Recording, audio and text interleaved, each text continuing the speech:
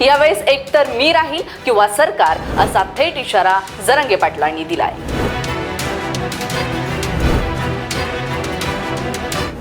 महाराष्ट्राच्या राजकीय आणि सामाजिक इतिहासातील सर्वात मोठं वादळ पुन्हा एकदा घोंगावू लागलंय।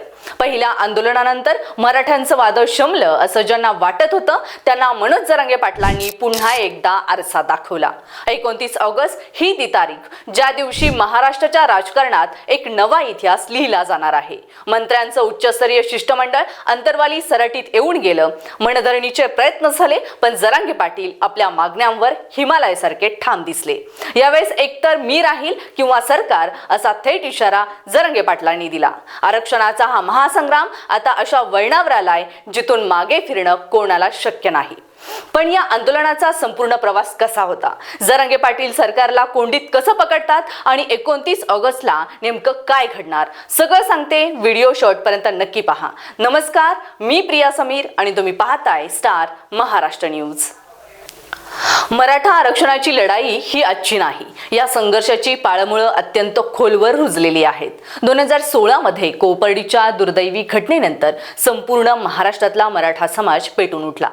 जात पात पक्ष आणि संघटना बाजूला सारून एकूण 58 मूकमोर्चे अत्यंत शांततेत आणि शिस्तीत काढण्यात आले। लाखो लोकांचा जनसागर रस्त्यावर उतरला पण कुठेही एक खडाही उडला नाही।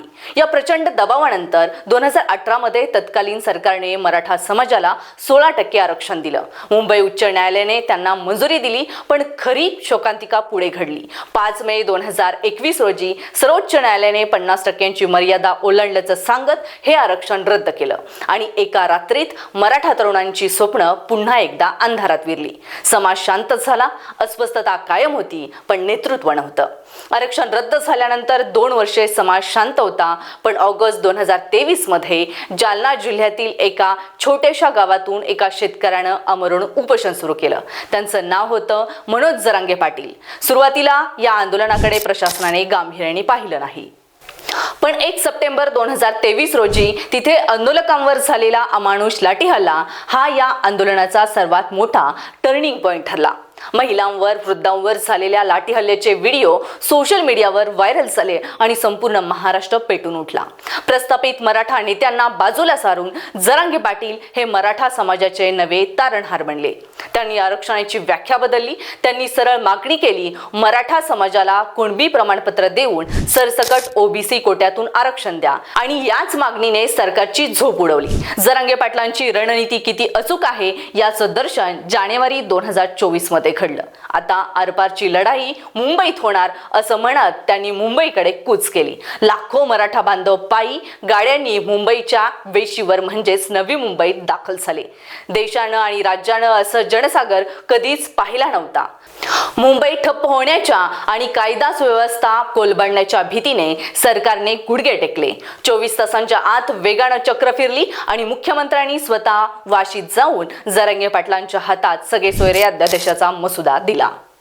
जरी सरकारने नंतर फेब्रुवारीत 10% स्वतंत्र आरक्षण दिलं तरी जरांगे पाटील आपल्या भूमिकेवर ठाम राहिले।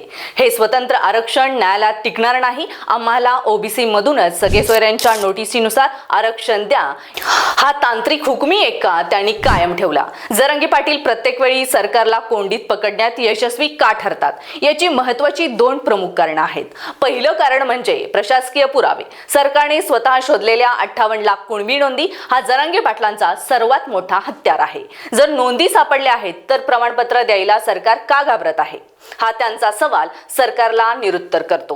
दुसरं कारण म्हणजे तळागाळातील गरीब मराठ्यांचा पाठिंबा। आजवर मराठा समाजाचे राजकारण काही प्रस्थापित घराण्यांपुरते मर्यादित होते। जरांगे यांनी ते थेट शेतकरी आणि कष्टकऱ्यांच्या झोपडीत नेऊन ठेवले।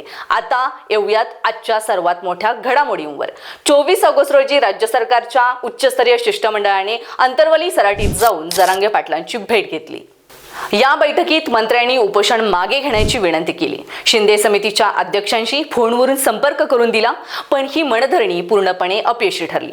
जरांगे पाटलांनी सरकारला 28 ऑगस्टची अंतिम मुदत दिली आहे। जर 28 ऑगस्ट पर्यंत 58 लाख कुणबी नोंदींच्या आधारे प्रमाणपत्र देण्याची प्रत्यक्ष अंमलबजावणी झाली नाही तर 29 ऑगस्ट पासून अंतरवाली सराटीत शेवटचं आणि निर्णायक आमरण उपोषण सुरू होईल। इतकंच नाही तर आंदोलनात अडथळा आणल्यास हे भगवं वादळ थेट मुंबईच्या वर्ष वर्षा बंगल्यावर किंवा आझाद मैदानावर धडकेल असा कडक इशारा देण्यात आला. पहिल्या आंदोलनानंतर मराठा आरक्षणाचं वादळ शमलं असं वाटत असतानाच मनोज जरांगे पाटील फिनिक्स पक्षाप्रमाणे पुन्हा उभे राहिले असून यावेळी ते राजकीय आणि तांत्रिकदृष्ट्या अधिक स्ट्रॉंग झाले आहेत.